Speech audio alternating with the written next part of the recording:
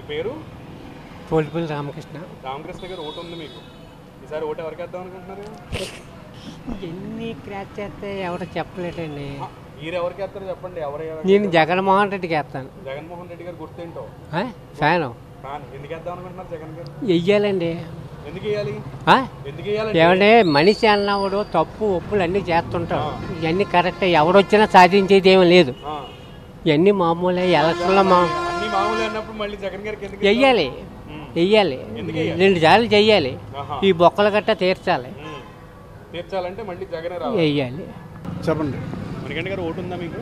ఇక్కడే ఉందా? Sir vote ఎవరికి వేద్దాం అనుకుంటున్నారు? వైసీపీకి. వైసీపీ గుర్తేంటో? ఫ్యాన్. ఎందుకు వేద్దాం అనుకుంటున్నారు?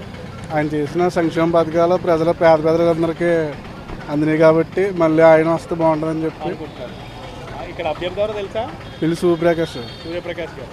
ఎవరు పిల్లి సూర్యప్రకాష్ గారు? ఎవరు? బోస్కర్ అబ్బాయి. బోస్కర్ అబ్బాయి మంచి చేస్తారు అనుకుంటున్నారా వస్తే? యువ నాయకులు మంచి ఉత్సాహంతో ఆయన ముందుకు వస్తున్నారు. అందరికీ మంచి చేయాలనే సంకల్పం ఆయనకు ఉంది. దాన్ని బట్టి ఆయన అంటే మేము అందరం ఉన్నాం. లోకల్ వ్యక్తి ఏ పొద్దు మనకి అవసరం వచ్చినా ఆయన దగ్గరికి వెళ్ళి చెప్పుకునే ఇది ఉంటుంది మనకి. దాన్ని చూసుకుని మేము అందరం కూడా ఈసారి సూర్యప్రకాష్ గారు చేయాలని నిర్ణయించుకున్నారు. పేరేంటండి? నా పేరు సలాయి సతీష్ నాయుడు, కోనసీమ జిల్లా స్వచ్ఛ భారత్ కన్వీనర్ని, బీజేపీ. ఇప్పుడు చెప్పండి. అలాగని ఎందుకు అనుకోవాలి? బీజేపీ అయితే ఇక్కడ పరిస్థితులను బట్టి వాళ్ళు ఎవరైతే పరిష్కరిస్తారో సమస్యల్ని వాళ్ళకి ఓట్లు వేస్తుంది. లోకల్ క్యాండిడేట్ కాబట్టి బోస్కర్ అబ్బాయి పరిష్కరిస్తారని అనుకుంటున్నారు. అలాగని ఎందుకు అనుకోవాలి? లోకల్ గా ప్రజలకు ఇబ్బందులు ఉన్నప్పుడు వాటిని పరిష్కరించే వాడికే న్యాయం జరగాలి. ఇప్పుడు నా పార్టీ కంటే ప్రజలు ముఖ్యం కదా.